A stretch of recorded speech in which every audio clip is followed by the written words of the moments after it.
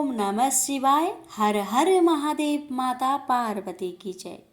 प्यारे भक्तों, रसपान करें श्री शिव महापुराण की कथा। विदेश्वर संहिता तृतीय अध्याय साध्य साधन आदि का विचार। व्यास जी बोले, सूत जी का यह वचन सुनकर वे सब महर्षि बोले, अब आप हमें वेदांत के सार सर्वस्वरूप अद्भुत शिव पुराण को सुनाइए। मुनियों का यह वचन सुनकर अतिशय प्रसन्न हो वे सूत जी शंकर जी का स्मरण करते हुए उन श्रेष्ठ मुनियों से कहने लगे। सूत जी बोले, आप सब महर्षिगण रोग शोक से रहित कल्याणमयी भगवान शिव का स्मरण करके वेद के सार तत्व से प्रकट पुराण प्रवर शिव पुराण को सुनिए, जिसमें भक्ति, ज्ञान और वैराग्य इन तीनों का प्रतिपूर्वक गान किया गया है और वेदांत वेद सदिष्टु का विशेष रूप से वर्णन किया गया है। ऋषिगण, अब आप लोग वेद के सारभूत पुराण को सुने। बहुत काल में पुनः पुनः पूर्वकल्प व्यतीत होने पर इस वर्तमान कल्प में जब सृष्टि कर्म आरंभ हुआ, उन दिनों 6 कुलों की महर्षि परस्पर वाद विवाद करते हुए कहने लगे, अमुक वस्तु सबसे उत्कृष्ट है और अमुक नहीं है। उनके इस विवाद ने अत्यंत महान रूप धारण कर लिया। तब वे सब के सब अपनी शंका के समाधान के लिए सृष्टिकर्ता अविनाशी ब्रह्मा जी के पास गए और हाथ जोड़कर विनय भरी वाणी में बोले, हे प्रभु, आप संपूर्ण जगत का धारण पोषण करने वाले हैं तथा समस्त कारणों के भी कारण हैं। हम यह जानना चाहते हैं कि संपूर्ण तत्वों से परे परात्पर पुण्य पुरुष कौन है? ब्रह्मा जी बोले, जहाँ से मन सहित वाणी उन्हें न पाकर लौट आती है तथा जिनसे ब्रह्मा, विष्णु, रुद्र और इंद्र आदि से युक्त यह संपूर्ण जगत समस्त भूत एवं इंद्रियों के साथ पहले प्रकट हुआ है, वे ही ये देव है। महादेव सर्वज्ञ एवं संपूर्ण जगत के स्वामी हैं। ये ही सबके उत्कृष्ट है। उत्तम भक्ति से ही इनका साक्षात्कार होता है। दूसरे किसी उपाय से कहीं इनका दर्शन नहीं होता। रुद्र, हरि, हर तथा अन्य देवेश्वर सदा उत्तम भक्ति भाव से उनका नित्य दर्शन करना चाहते हैं। अधिक कहने की क्या आवश्यकता? भगवान शिव में भक्ति होने से मनुष्य संसार बंधन से मुक्त हो जाता है। देवताओं के कृपा प्रसाद से ही उनमें भक्ति होती है और भक्ति से देवता का कृपा प्रसाद प्राप्त होता है। ठीक उसी तरह जैसे यहाँ अंकुर से बीज और बीज से अंकुर उत्पन्न होता है। इसलिए हे द्विजो, आप लोग भगवान शंकर का कृपा प्रसाद प्राप्त करने के लिए भूतल पर जाकर वहाँ सहस्त्र वर्षों तक चलने वाले एक विशाल यज्ञ का आयोजन करें। इन यज्ञपति भगवान शिव की ही कृपा से वेदोक्त विधा के सारभूत साध्य साधन का ज्ञान होता है। मुनिगण बोले, हे भगवान, परम साध्य क्या है और उसका परम साधन क्या है? उसका साधक कैसा होता है? ये सभी बातें यथार्थ रूप से कहे।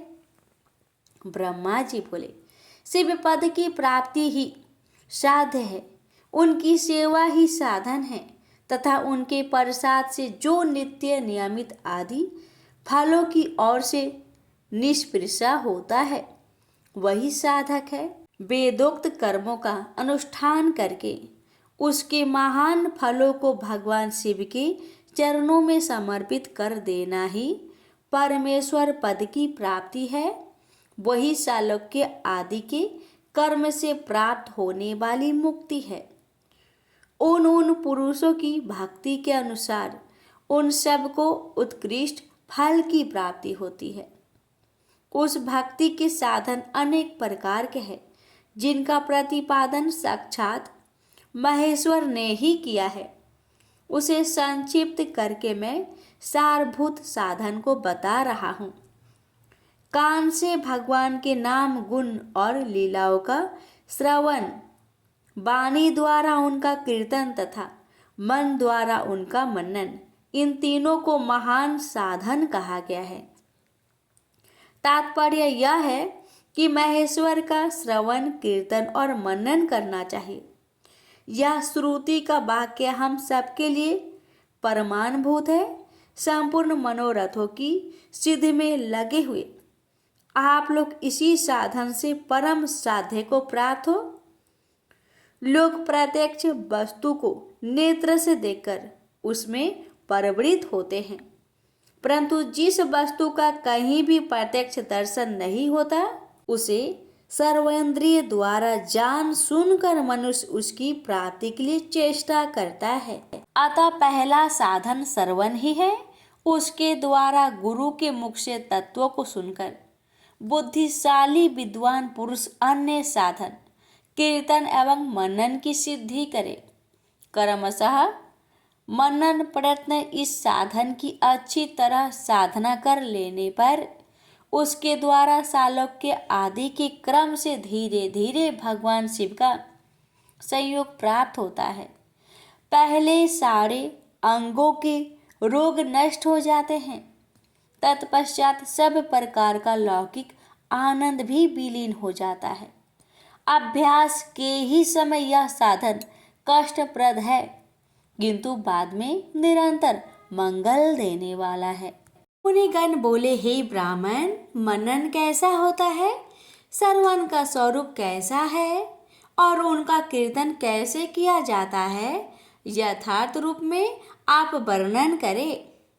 ब्रह्मा जी बोले, हे मुनियों, भगवान शंकर की पूजा उनके नामों का जप तथा उनके गुण, रूप, विलास और नामों का युक्ति परायण चित्त के द्वारा जो निरंतर परिशोधन या चिंतन होता है उसी को मनन कहा गया है। वह महेश्वर की कृपा दृष्टि से उपलब्ध होता है। वह समस्त श्रेष्ठ साधनों में प्रमुखतम है।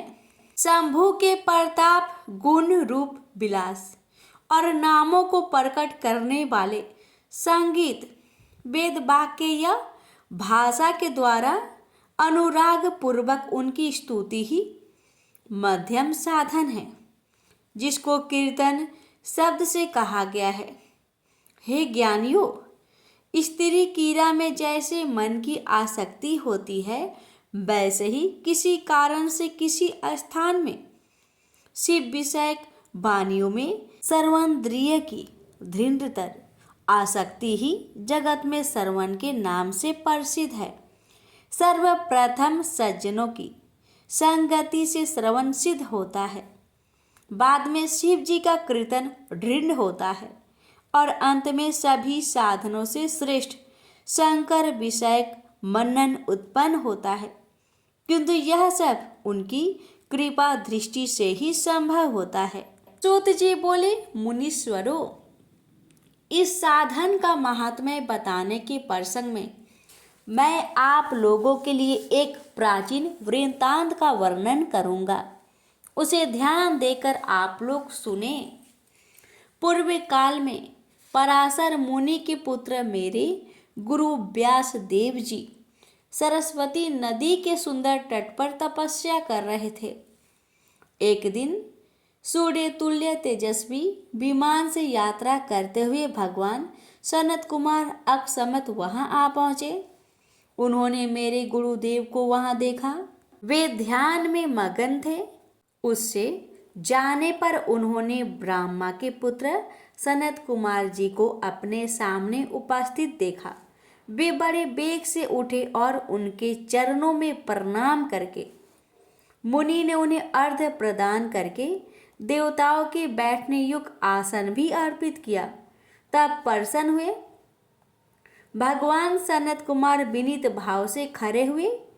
व्यास जी से गंभीर वाणी में कहने लगे। सनत कुमार बोले, हे मुने, आप सत्य सनातन भगवान शंकर का हृदय से ध्यान कीजिए, तब वे शिव प्रत्यक्ष होकर आपकी सहायता करेंगे।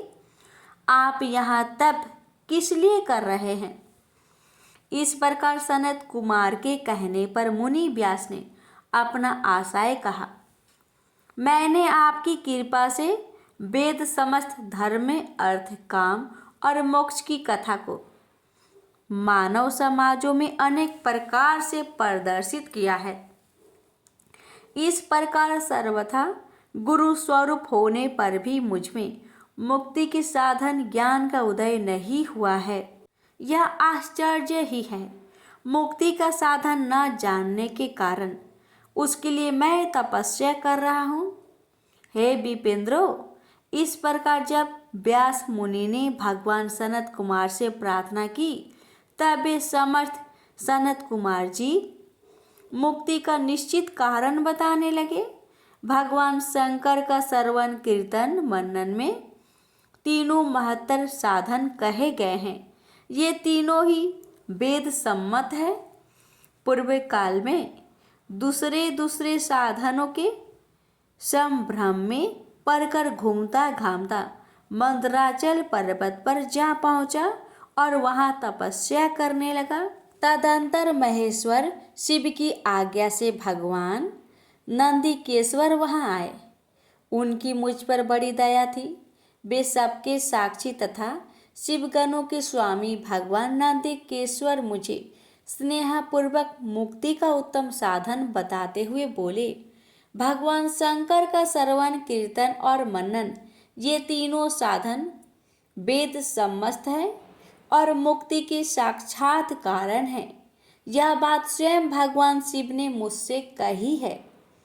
अतः हे ब्राह्मण, आप श्रवण आदि तीनों साधनों का बार बार अनुष्ठान करें।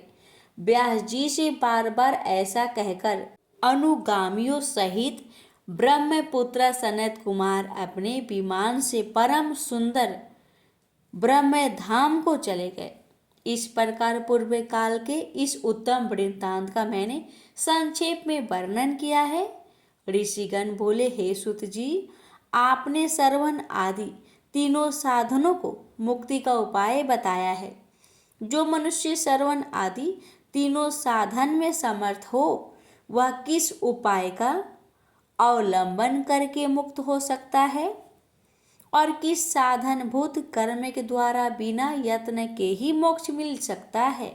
सूत जी बोले, हे शौनक, जो श्रवण कीर्तन और मनन इन तीनों साधनों के अनुष्ठान में समर्थ ना हो, वह भगवान शंकर के लिंग एवं मूर्ति की स्थापना कर नित्य उसकी पूजा करके संसार सागर से पार हो सकता है।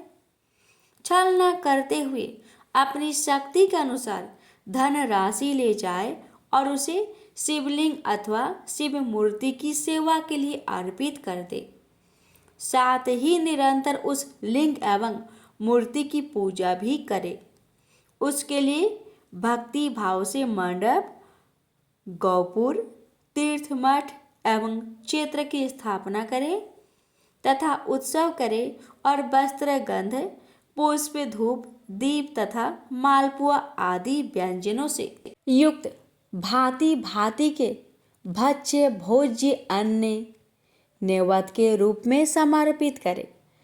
छत्र, ध्वजा, व्यंजन, चामर तथा अन्य अंगों सहित राजोपचार की भांति सब वस्तुएं भगवान शिव के लिंग एवं मूर्ति पर चढ़ाए, प्रदक्षिणा, नमस्कार तथा यथाशक्ति जप करे।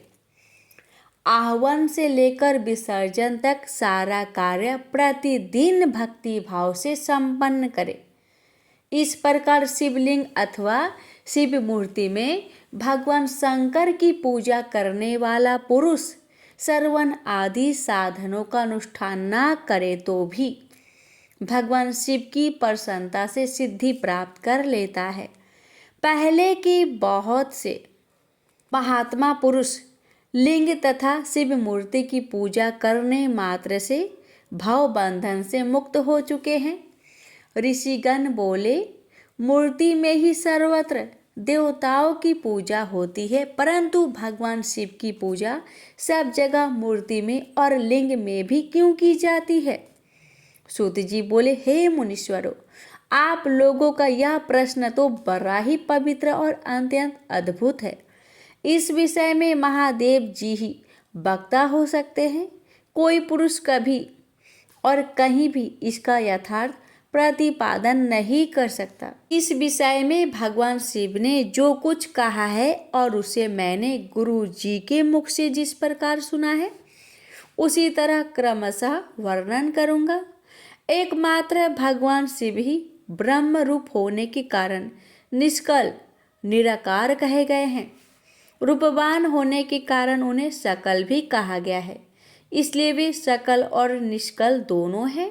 शिव के निष्कल निराकार होने के कारण ही उनकी पूजा का आधारभूत लिंग भी निराकार ही प्राप्त हुआ है, अर्थात शिवलिंग शिव के निराकार स्वरूप प्रतीक है। इसी तरह शिव के सकल या साकार होने के कारण उनकी पूजा का आधारभूत विग्रह साकार प्राप्त होता है, अर्थात शिव का साकार विग्रह उनके साकार स्वरूप का प्रतीक होता है। सकल और अकल समस्त अंग आकार सहित साकार और अंग आकार से सर्वथा रहित निराकार रूप होने से ही वे ब्रह्म शब्द से कहे जाने वाले परमात्मा है।